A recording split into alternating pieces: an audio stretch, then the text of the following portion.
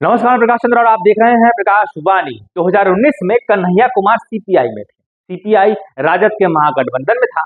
कन्हैया कुमार ने चुनाव लड़ने के लिए टिकट मांगा तो लालू प्रसाद यादव ने बेगूसराय की सीट सीपीआई को नहीं दी। 2024 में कन्हैया कुमार कांग्रेस में थे। कांग्रेस राजद के साथ महागठबंधन में था। कन्हैया कुमार ने बेगूसराय से टिकट मांगा तो लालू यादव ने बेगूसराय की सीट सीपीआई को दे दी। पप्पू यादव का कद बिहार में किसी भी यादव नेता से ज्यादा प्रभावशाली है। अगर वो मजबूत होते हैं तो राजद के रहते हुए यादव में उनका कद बढ़ सकता है, राजद पार्टी में उनका कद बढ़ सकता है। लालू ने गेम सेट कर दिया। पप्पू यादव दरकिनार कर दिए गए।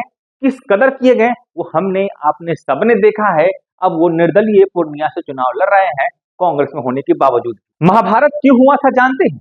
इसलिए नहीं कि कौरव की औलादे कटकाजी थी, बल्कि इसलिए कि परिवार और गद्दी के लिए धृतराष्ट्र अंधा था। लालू यादव बिहार के वही धृतराष्ट्र हैं। राहुल गांधी को का कैरियर बनाने के लिए कांग्रेस उधर कोठिया सेट कर रही है।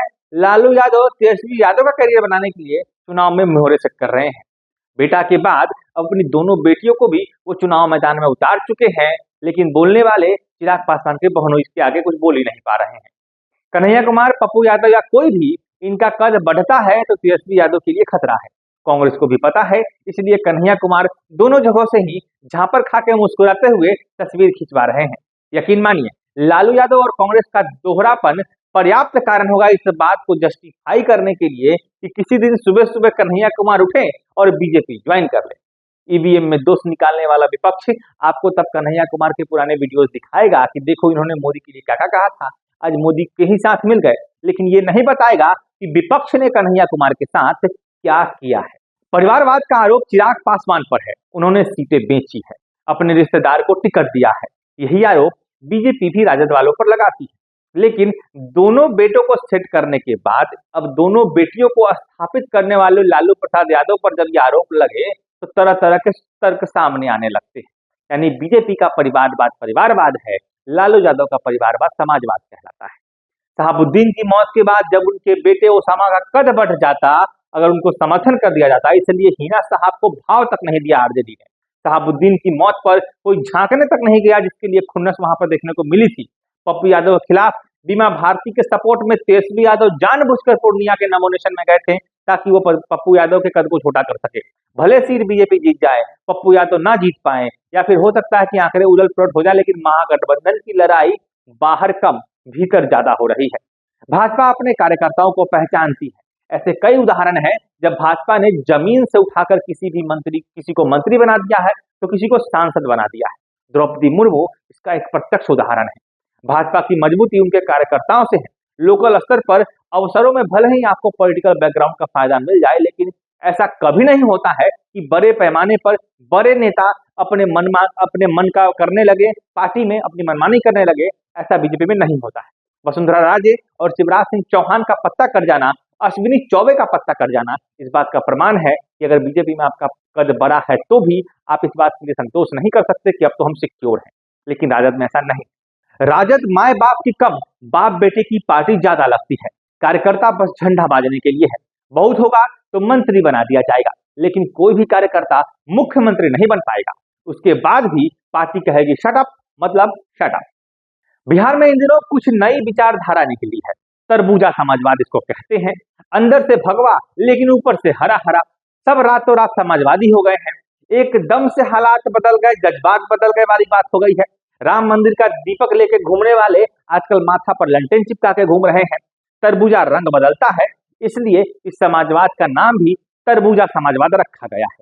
ठाकुर का कुआं और आनंद मोहन से विवाद के बाद राजपूत समाज जहां एक तरफ राजद के खिलाफ है, तो बिहार में सवर्णों में भूमियार समाज को इस बार राजद ने फोड़ने की कोशिश की है। टिकट भी बांटे हैं। कल तक भाजपा का झंडा ढोने वाले आज अचानक से हरा गमछा लपेट के समाजवादी बने हुए हैं। कभी इनके पुराने पोस्ट अगर आप पढ़ लीजिए तो अभी के हालात से उसको मिलाइएगा तो थूक कर चाटने वाली नौबत दिखाई देगी। सड़कों पर ये आपको जातिवादी कहेंगे, लेकिन इनका जातिवाद आजकल समाजवाद कहलाता है।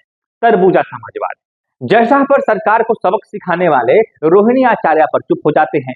नौकरी और बेरोजगारी की बात करने वाले 2G पर अटके हुए देश में 4G चलाकर मोदी को गालियां दे रहे हैं, 5G चलाकर मोदी को गालियां दे रहे हैं। बिहार के कई सारे रेलवे स्टेशन का कायाकल्प होना है, पटना स्टेशन, गांधी सेतु, बारवे घाट पुल, वैशाली का कायाकल्प, ये सब किसकी योजना है, कहां से चल के आई है और किसके सहयोग पर ये काम हो रहा है, ये किसी से छिपा हुआ नहीं है। जरा तरबूजा समाजवादियों से ये पूछिएगा कि ये योजनाएं किसकी है, केंद्र की या राज्य की। एक सवाल ये भी है कि जितने समाजवादी ये वैशाली लोकसभा में बनकर घूम रहे हैं, क्या उतने ही समाजवादी ये हाजीपुर में शिवचंद्र राम के लिए भी बनकर दिखाएंगे? खैर, विकास की बात होनी चाहिए, सिद्धांतों की बात होनी चाहिए। वैशाली के प्रोजेक्ट्स पर केंद्र की योजनाएं कितना असर दिखा पाएंगी अगर केंद्र सरकार वैशाली की सीट हार जाती है, ये सोचने वाली बात है।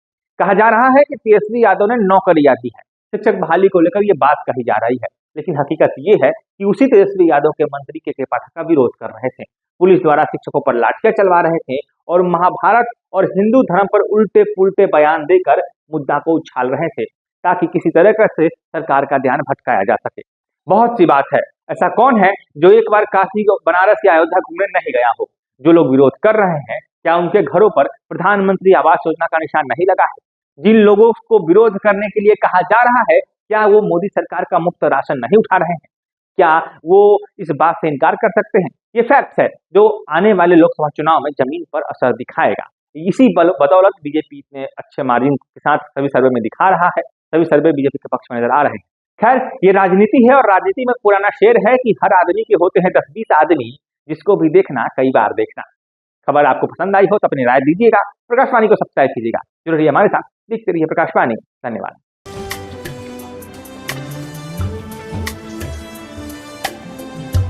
जय बिहार सरसों तेल, सस्ता नहीं, कुछ अच्छा खाइए।